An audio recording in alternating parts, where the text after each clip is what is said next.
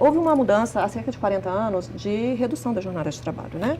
E o país continuou se desenvolvendo. As pessoas continuaram com... Não continuou. Continuou, deputado. O senhor como pré-candidato está a par dos números e dos índices de desenvolvimento do país. O país cresceu muito, o país hoje é um expoente na América do Sul e é um expoente no mundo. Por que o senhor acha que a redução da escala 6x1 vai fazer um retrocesso e vai fazer a economia... Eu vou pedir para o nosso espectador acompanhar todos os gráficos de produtividade do Brasil perante o mundo. E o gráfico assustador. A produtividade é a quantidade de dinheiro que uma pessoa faz por hora de trabalho. O Brasil tem estagnado. Nos últimos, justamente o exemplo que você usou foi bem infeliz. Nos últimos 40 anos. Quando nós comparamos... Nós não estamos falando em produtividade, nós estamos falando em movimentação da economia, em geração de emprego, em melhoria da qualidade de vida, em inclusão, em retirada do país do mapa da fome. Mas então vou te explicar. A produtividade significa a quantidade de recursos gerado por hora por uma pessoa que trabalha. Então isso está linkado ao aumento de riqueza. Então é exatamente isso que nós estamos falando. Não é nenhuma coisa diferente, é exatamente isso. O papel do Brasil perante o resto do mundo diminuiu. E esse é um problema. Olá, estamos no ar com o CB Poder Especial em clima de esquenta para as eleições de 2026. Aqui na TV Brasília e redes sociais do Correio Brasiliense. Eu, Adriana Bernardes e a minha colega Mariana Niederauer recebemos o pré-candidato à presidência da República pelo partido Missão, Renan Santos. Participe do programa em nossas lives no YouTube e Facebook, lembrando que todo o nosso conteúdo também está disponível nos principais tocadores de podcast. Candidato, seja muito bem-vindo, obrigada pela presença. Muito obrigado, uma honra estar aqui com vocês, vai ser um prazer trocar ideia. Vamos começar com um assunto que não se fala em outra coisa aí no país, que são o surgimento desses áudios aí envolvendo, expondo a relação do presidenciável, né, do pré-candidato à presidência Flávio Bolsonaro, com o ex-banqueiro do Master, o Daniel Borcaro. O senhor considera que, diante desse cenário, Flávio Bolsonaro se sustenta como candidato à presidência? Veja, a família Bolsonaro, ela só existe politicamente se ela continuar participando de eleições. O objetivo da candidatura do Flávio, esse ano, era manter a liderança sobre o bloco, mesmo se perdesse para o Lula. Entretanto, isso tem limites.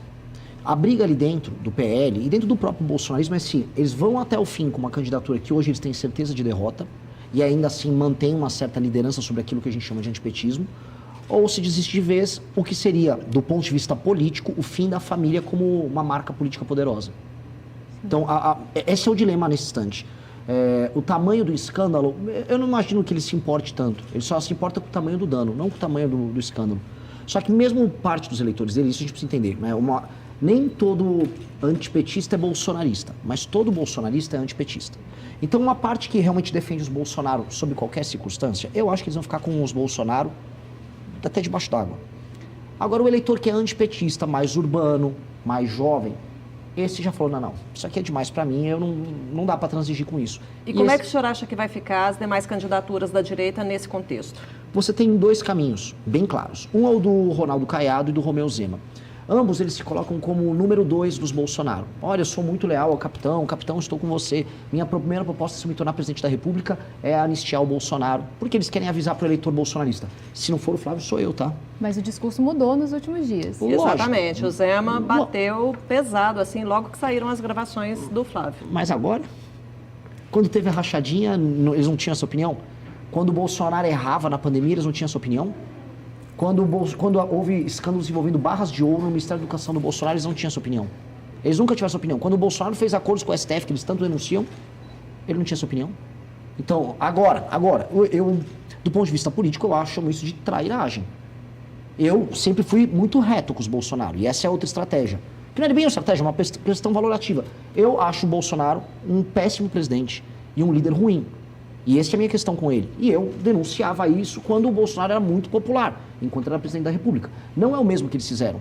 Portanto, uma parte desse eleitor que vai se frustrar com o bolsonarismo vai se lembrar, bom, esses caras, como eu, falavam que, olha, Bolsonaro estava errado desde aquela época.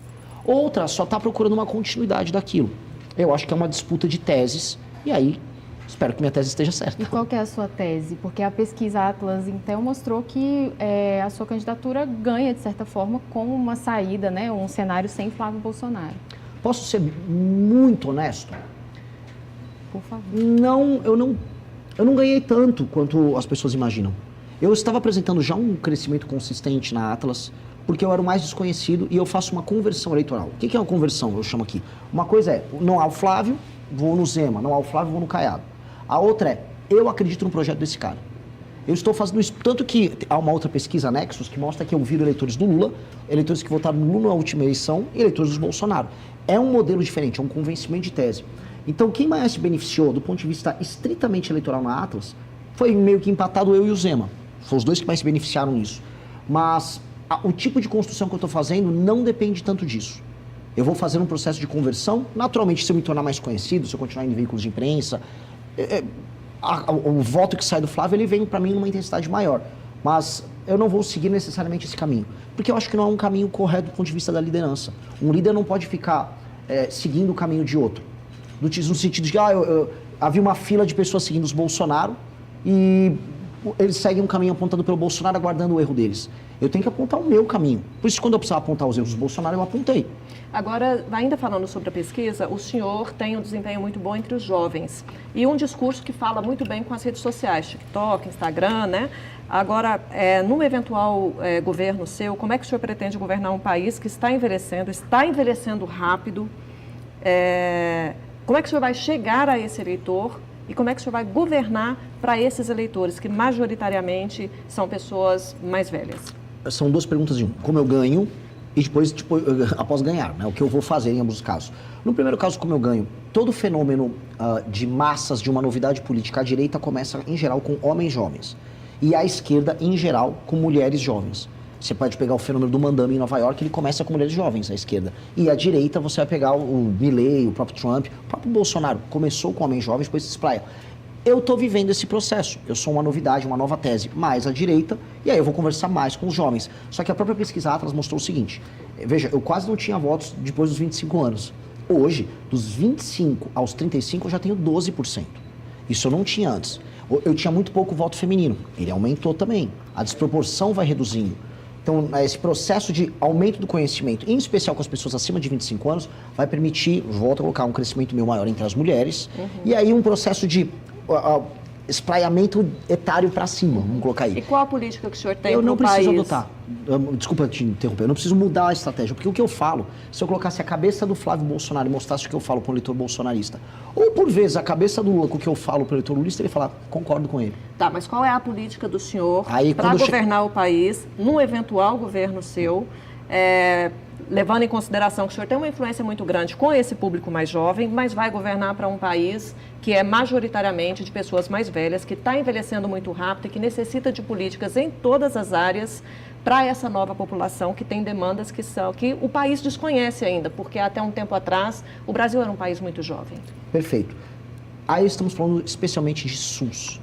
Se eu falar em atendimento às pessoas mais velhas, eu estou falando de um país que tem um sistema único de saúde que, em muitos termos, ele era, e ainda é, por parte da população, alvo de críticas. Eu mesmo criticava o SUS pelo elemento centralizado dele. Mas veja só a ironia do destino. Hoje, com a inteligência artificial, com o machine learning, sistemas de saúde centralizados levam grande vantagem sobre os descentralizados. Para isso, a gente precisa colocar prontuário único e outros instrumentos como machine learning, que vão pegar, vamos dizer, todas as visitas que uma pessoa fez numa UPA, numa UBS, fez uns exames, ocorrências que essa pessoa teve, e você tem uma capacidade preditiva, isso o machine learning usa, para permitir que o sistema de saúde saiba, olha, essa pessoa vai desenvolver diabetes, essa pessoa pode ter uma doença coronária, essa mulher pode desenvolver um câncer de mama conforme ela se aproxima da terceira idade. Logo, eu faço as políticas preventivas. A China está indo por esse caminho, o sistema de saúde da Inglaterra está indo por esse caminho, Salvador por esse caminho e nós vamos também. Prontuário único, ter integrado nesse prontuário machine learning, usar a inteligência artificial a nosso favor, e a gente vai ter uma revolução muito efetiva nesse tratamento, que é um tratamento que atinge demais, de maneira muito positiva, as pessoas mais velhas.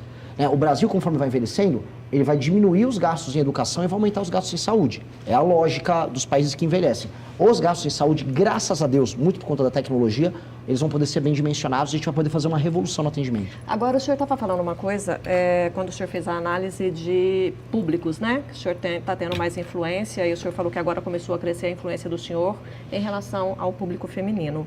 Qual é a opinião do senhor a respeito do projeto que criminaliza a misoginia e qual é a proposta do senhor para combater a violência contra a mulher no país? De maneira clara, eu, quando rodo o Brasil, eu perguntei do Maranhão, rodei Santa Catarina, rodei Rio de Janeiro, a preocupação das mulheres, especialmente as mulheres mais humildes, especialmente as mulheres que são mães solteiras, que estão num estado de vulnerabilidade maior, é segurança, escola em tempo integral com boa alimentação para o filho dela e segurança para ela e para a filha dela andar na rua. Há um surto, aparentemente captado por estatísticas, mas também captado pelas redes sociais, de violência contra a mulher.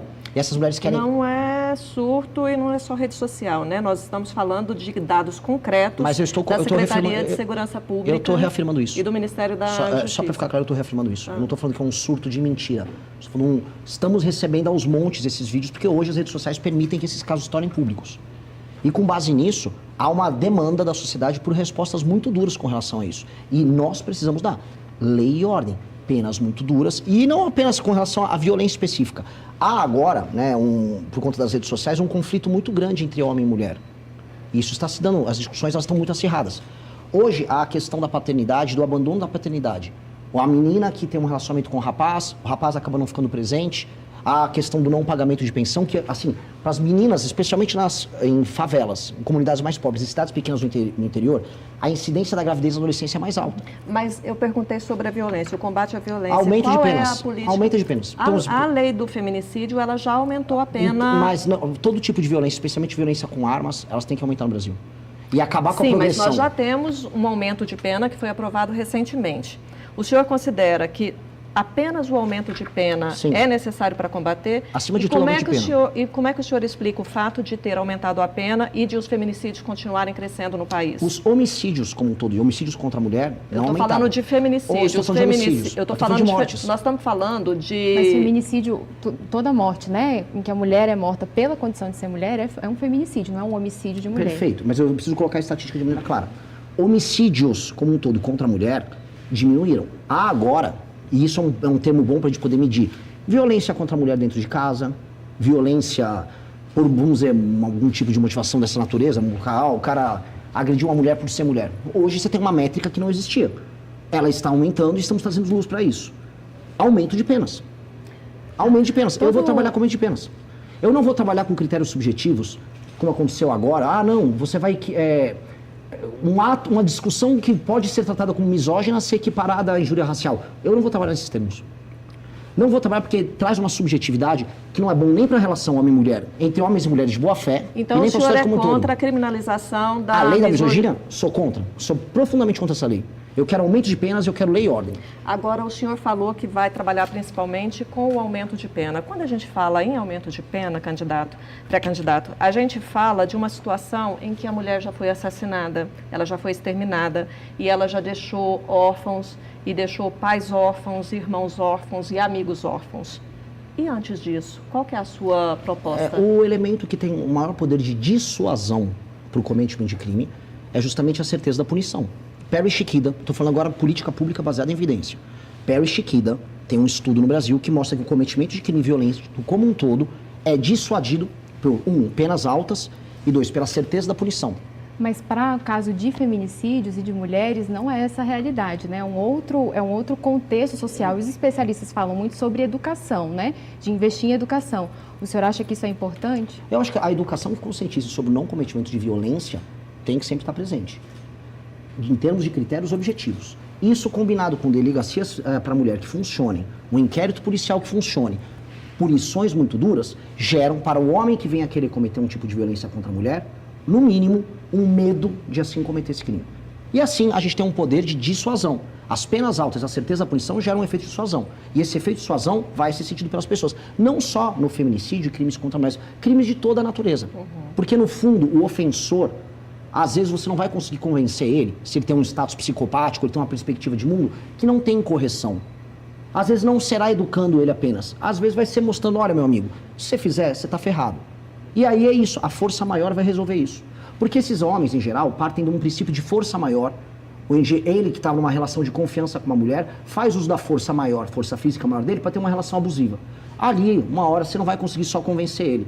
Ali você vai ter que partir para a força maior. E aí você vai ver que ele não é corajoso, que a força maior, quando vem diante dele, ele vai fazer cálculo. Malandro, vagabundo dessa natureza, faz cálculo. A gente não pode esquecer desse ponto. Mas nos casos de feminicídios, o que a gente tem de depoimentos, inclusive de pessoas, de promotores e de juízas e juízes que trabalham, é de que quando o homem mata, ele não faz esse cálculo.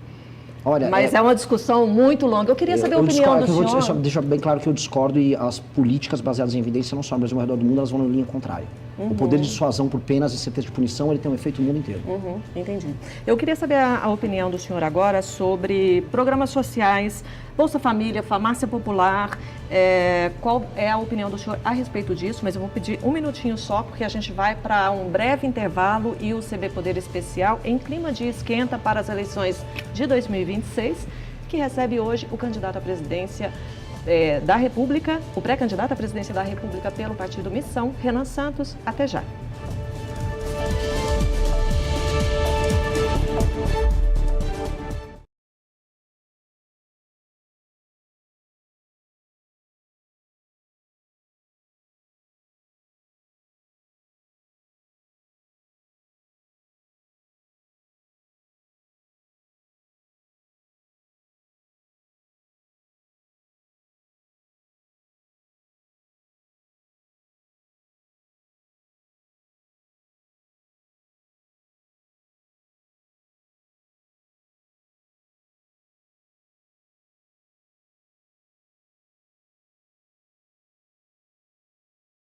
Olá, a gente volta com o segundo bloco do CB Poder Especial em clima de esquenta para as eleições 2026, que hoje recebe o pré-candidato à presidência da República pelo partido Missão, Renan Santos.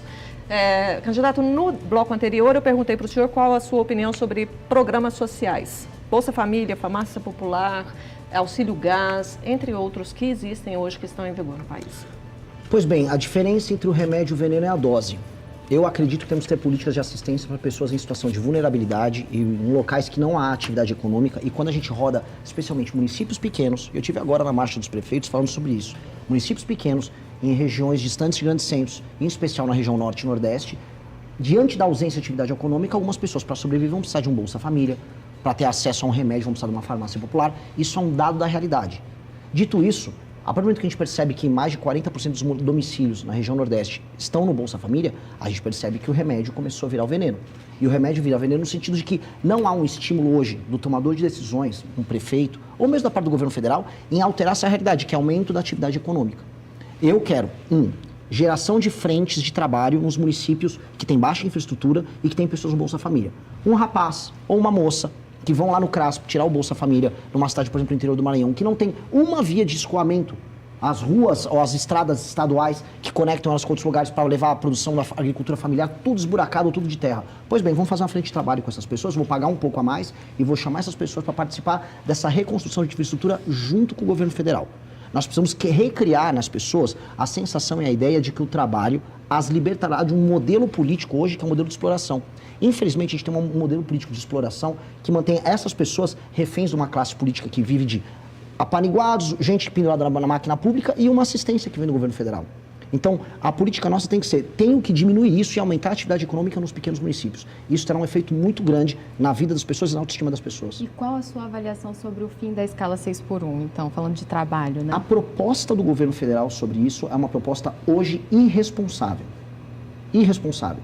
O Brasil é um país que perde espaço nas cadeias globais de produção. A gente está falando de ter emprego de qualidade. Então você vai pegar uma fábrica que tem em Sorocaba, lá em São Paulo, que trabalha como a Gestamp, para dar nome, que produz e entrega aparelhos ligados à indústria automotiva para o mundo inteiro, vão perder as cadeias globais de produção, a gente vai perder emprego e vai se isolar. Pessoas que trabalham em pequenos restaurantes e pequenos serviços que não dispõem de um capital de giro, ainda mais um país com juros altos como o Brasil, tá? Não vão ter condição de arcar com isso. Essas pessoas, uma parte vão para a informalidade, outros o negócio vai fechar, especialmente os altamente sindicalizados. O governo não está se importando com isso, especialmente hoje numa trajetória de aumento de impostos sobre os negócios. Então, o que nós precisamos fazer? Nós precisamos flexibilizar o mercado de trabalho, aumentar a agenda de competitividade do Brasil. O que o senhor chama de flexibilizar o mercado de trabalho? As pessoas têm que ser mais autônomas para fazer contratações e demissões. E as relações de trabalho entre as partes... O senhor está falando de trabalho sem a CLT? Sim. Até porque negociação direta, empregado-patrão? Empregado e patrão, mantendo a existência de sindicatos e, na verdade, ampliando a existência de sindicatos para um modelo de competição entre sindicatos nas mesmas áreas, setores e regiões. Mas para quem não tem sindicato, não é sindicalizado? Eu acho que você está no país que você tem sindicato até para onde você não precisa. Hoje desculpa, mas nós estamos vivendo um cenário de absurdo enfraquecimento dos sindicatos desde o governo Temer, aprofundado pelo governo Bolsonaro, pela gestão do governo Bolsonaro. Eu prefiro o enfraquecimento do sindicato que o enfraquecimento do emprego, porque o emprego formal... Mas então o senhor está entrando em contradição, porque o senhor acabou de dizer que tem sindicato para todo lado. De maneira alguma. Eu porque o que eu estou propondo não é um monopólio sindical como a gente tem nos setores. É uma competição de sindicatos no melhor atendimento das pessoas. Hoje o próprio sindicato não tem estímulo nenhum em fazer um atendimento de um acordo setorial que seja benéfico para haver contratação. Até porque as novas contratações não são CLT. O mundo do serviço no Brasil está contratando todo mundo por MEI. Se eu rodar aqui dentro, talvez no próprio Correio Brasiliense, boa parte das pessoas sejam MEI. E não são empreendedores individuais. O MEI, no fundo, é o regime alternativo de contratação para fora além da CLT. Porque quem está contratando as pessoas hoje está contratando por MEI. Então, e aí sem qualquer direito trabalhista também. Mas, na prática, por isso nós precisamos de uma lei que entenda que o MEI, no fundo, não é um empreendedor individual, ele é uma pessoa que está trabalhando, e atendendo a demanda do empregador e do empregado de um regime mais flexível. O senhor defende, então, o fim da CLT? Olha, eu gostaria de chegar no horizonte que a CLT perca totalmente a função, porque ela é um modelo de contratação dos anos 40, uma realidade industrial de um mundo altamente verticalizado que já não existe mais. Hoje as pessoas constroem suas carreiras em múltiplas empresas, muitas pessoas se tornam empreendedores de si, e o mundo vai ficar agora com a inteligência artificial cada vez mais assim. Mas nós temos uma massa da população, candidato, que não tem toda essa formação e essa capacitação para gerenciar a própria carreira, e isso é uma realidade no país e na maioria da população. Eu não sei qual é a origem do senhor, mas e se o senhor, eu acredito que deve estar em contato com pessoas de realidades muito distintas, nos rincões, no interior do país, e são pessoas que às vezes elas não sabem nem navegar na internet. Sim. Como é que o senhor acredita que essa massa da população vai conseguir gerir a própria carreira, se tornar um MEI, defender os seus direitos e manter e construir uma carreira e ter sucesso nessa carreira? Eu adorei essa pergunta. Porque se eu for nos rincões, como eu fui, eu não vi nenhum outro pré-candidato nos rincões, nem existe oportunidade de trabalhar para essa pessoa. Aí eu volto para a pergunta anterior que vocês me colocaram, você está no Bolsa Família. Nos grandes centros urbanos em que há atividade de trabalho, essas pessoas que não são idiotas, uma pessoa mais pobre, mesmo sem formação, não é um imbecil. Ela toma decisões econômicas adequadas à realidade dela para ter o autossustento. Hoje você pega uma pessoa que é entregador, que vende produtos online, com baixíssima formação, e ele tira 6, 7, 8 mil reais por mês. Estou falando de pessoa de periferia de São Paulo. Estou falando do meu eleitor, que é o jovem. Esse jovem aprendeu a navegar nesse mundo. Primeiro porque ele não é um imbecil completo e ele é capaz de se defender. Segundo, que isso não é tão complexo assim. E terceiro, que os países que concorrem conosco no mundo, que a gente não concorre com a Suécia, não concorre com a Inglaterra, a gente concorre com o Vietnã, a gente concorre com a Índia, a gente concorre com a China, tem regimes flexíveis. Então, se eles estão fazendo isso, estão aumentando a renda e aumentando o emprego, nós temos que fazer a mesma coisa. Se a gente falasse, não, é igual a Erika Hilton, que apareceu lá com um monte de umas empresárias lá, com franjinha, eu tô aqui, na minha empresa a escala é 3/4, porque na Inglaterra, que Inglaterra? Não tem Inglaterra nenhuma. Deputado, houve uma redução da mudança da jornada de trabalho. Deputado, desculpa, pré-candidato. Houve uma mudança há cerca de 40 anos de redução da jornada de trabalho, né? E o país continuou se desenvolvendo. Não As continuou. pessoas continuaram com... Não continuou. Continuou, deputado. O senhor como pré-candidato está a par dos números e dos índices de desenvolvimento do país. O país cresceu muito, o país hoje é um expoente na América do Sul e é um expoente no mundo. Não é. Por que o senhor acha que a redução da escala 6/1 vai fazer um retrocesso e vai fazer a economia... Eu vou pedir para o nosso espectador acompanhar todos os gráficos de produtividade do Brasil perante o mundo. E o gráfico assustador. A produtividade é a quantidade de dinheiro que uma pessoa faz por hora de trabalho. O Brasil está estagnado. Nos últimos, justamente o exemplo que você usou foi bem feliz. Nos últimos 40 anos. Quando nós comparamos... Nós não estamos falando em produtividade, nós estamos falando em movimentação da economia, em geração de emprego, em melhoria da qualidade de vida, em inclusão, em retirada do país do mapa da fome. Mas então vou te explicar. A produtividade significa a quantidade de recursos gerado por hora por uma pessoa que trabalha. Então isso está linkado ao aumento de riqueza. Então é exatamente isso que nós estamos falando. Não é nenhuma coisa diferente, é exatamente isso. O papel do Brasil perante o resto do mundo diminuiu. E esse é um problema. Infelizmente o nosso tempo acabou. Eu agradeço muito a vinda do senhor. Boa sorte para o senhor na sua campanha. Muito obrigado. Obrigado, professor. Obrigado a todos. O CB Poder fica por aqui. Obrigada pela companhia e até a próxima. Tchau.